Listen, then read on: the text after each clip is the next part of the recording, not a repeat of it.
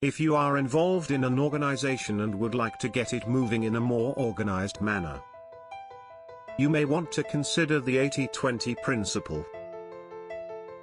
It is about how you can use the most effective of strategies when working with smaller numbers. If you think that this will be very helpful to you, then you should definitely read on.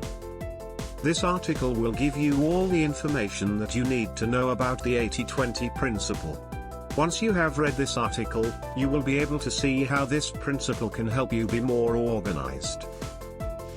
The 80-20 principle basically says that, for most organizational activities, about 80% of its benefits come from about 20% of its causes. It is true that there is a strong connection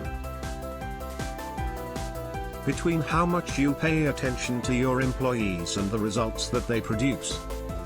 When you think about it this way, you will realize that you can improve a lot of things if you pay them more attention.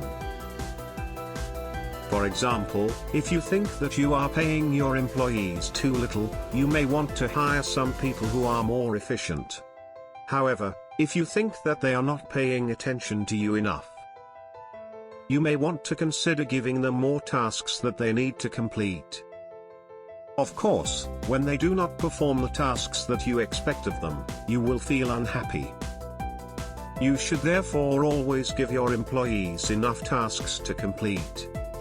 Another thing that the Pareto principle will help you do is to set up a balanced work structure.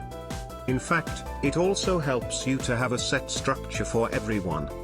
If you are trying to keep the employees happy, then you should ensure that everyone is doing his or her job. However, when you do not have enough jobs for each employee, then it is likely that they will not be satisfied, and this may cause some friction between you and them.